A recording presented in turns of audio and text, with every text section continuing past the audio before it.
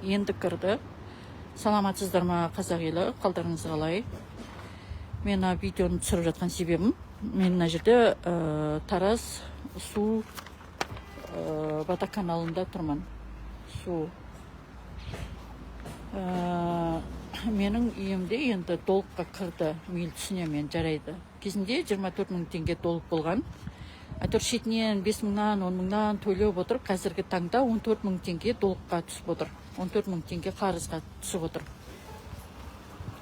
Енді қараңыздар, 13 мың теңге болып тұрған кезде мені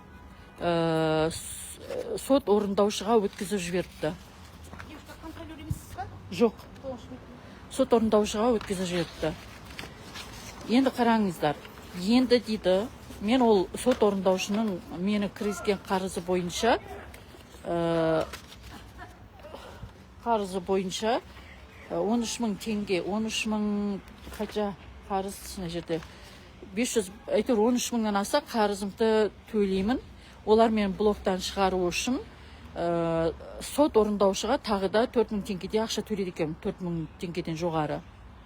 Енді қараңыздар, оны төлеп болғаннан кейін сот орындаушыда кезінде жазған 13 мың теңгені бөлек төлеймін, өз қарызым. Сот орындаушының өзінің 25% еңбегін төлеймін. Сот орындаушының еңбегі 4 мыңнан асады екен. Енді оларды сот орындаушының еңбегін төлеп болғаннан кейін, және мен нотариустың услугасы дейді, юрист айтады. Тағы да 3932 теңге бөлек, 4362 теңге бөлек. Сонда менің 14 мың теңге қарызым үшін сот орындаушыға 4 мың теңге, нотариусқа 7 мың, 8 мың теңге, сонда 14 мыңның үстіне 12 мың теңге қосып отырмын. Мына не сұмды? Масқара ғой, қашанғы бізді қанай бересіңдер? Сот орындаушы деген не үшін керек? Өз қарызымызды онсыз да төлейміз ғой өзіміз. Өз қарызымызды өзіміз онсыз да төлейміз. Қарызымыздың үстіне қарыз қосып беріп отырсыздар. 14 мыңға тағы да 12 мың теңге, 26 мың теңге болып тұр. Бізге халыққа қарайласатын бір басшы бар ма өзі? Министр, депутат Тоқаев. Халықты неге қарыз үстіне қарызға кіргізіп отырсыздар? Мен прямо жылағым келіп тұр. Жылағым келіп тұр. Мен өзім 14 мың теңгені зорға төлейін деп тұрған кезде үстіне 12 мың теңгені қосып беріп отыр қарызға.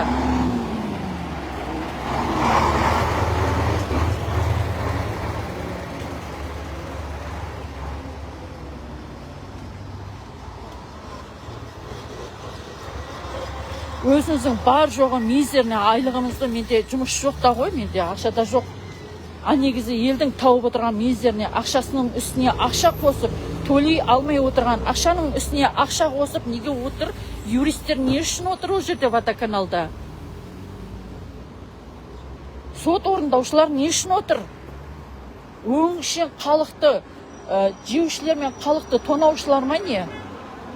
Жоғардан бастап тонайсыздар. Жоғардан бастап төменге дейін тонаушыларды қойып қойғансыздар. Халыққа бір қарайласып, халықтың бір жағдайын жасайтын бір қандай да бір еңбектеріңіз бар ма өзі?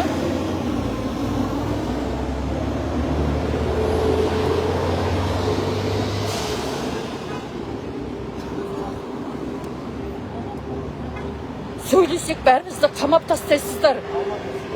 Сөйлемесек осылар қанап ішіп атсыздар бізді қанап.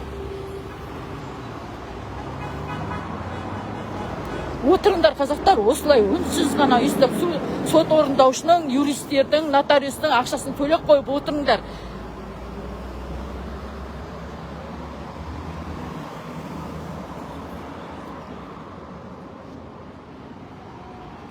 Болмайтын 3 мың, 4 мың, 5 мың теңгеге бола сот орындаушыларға ақшаны өткізіп жіберіп жатыр дейді. Неліктен өткізесіздер сіздер? Не үшін 3 мың, 4 мың, 5 мың теңгеге бола өткізесіңдер, онсыз да соның өзін зорға төлеп отырған жоқ па?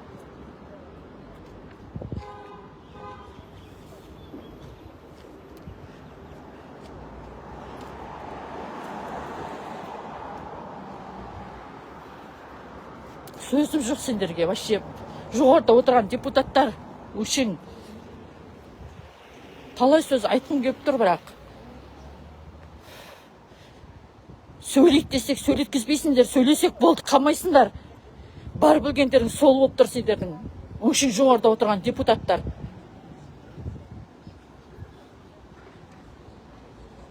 Қашанғы халыққа болсасыздар, қашанғы халықтың мәселесін шешесіңдер. Не үшін қарызға қарыз кіргізіп отырсыздар? Неге халыққа қарасып, неге бұл төлей алмай жатыр деген бір сұрақ қоймайсыздар өз-өздеріңізге?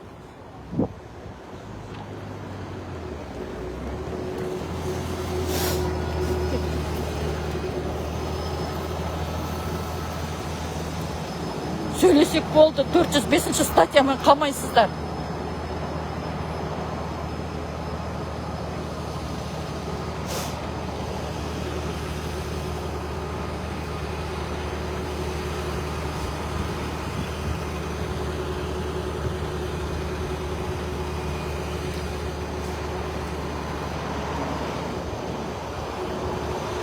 Бір қарыздан құтылсам, екінші қарызды қосып отырасыңдар жамалап.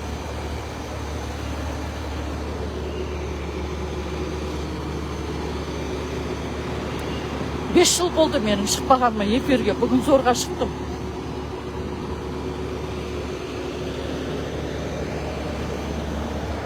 Кішкене халық та жыламаған балаға мама жоқ дейді ғой.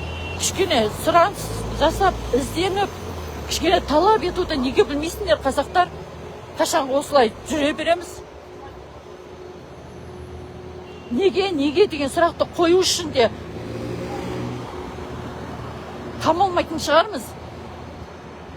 Сот орындаушы деген не үшін керек? Онсыз да біз өз суымызды, қарызымызды зорға төлеп жатырмыз ғой. Кредитіміз бар. Бәрімізді кредитке кіргізіп тастадыңыз. Күн көрісі үшін алатын. Тем более Тараз қаласының айлықтары мизерный. Болмайтын айлық. Сол болды, эфирден шығам мен уже. Сөйлей алмай, ашумен кіріп отырмын. Қарызды қараңыздаршы мені. Нотариустың қарызы, нотариусқа төлемесем, Каспий блогыңыз шешілмейді дейді маған. Сот орындаушының қарызынан бөлек.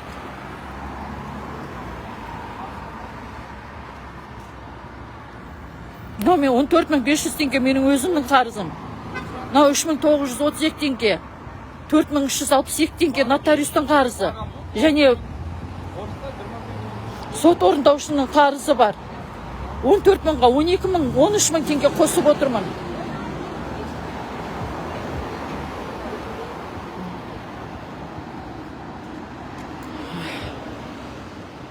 Жоғарыда отырған өңшең депутаттар айлықтары 2 миллион, ал Тараздағы жұмысшылардың айлықтары болмайтын 150 мың теңге шығар. Охранниктердің айлықтары, техничкалардың айлықтары 80 мың.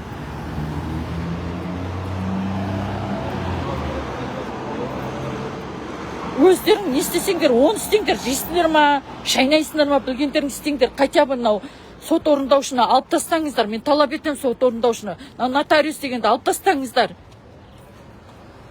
Бізді блокқа қойған үшін айлық алып отырма, сонда услуга төлеп отырма.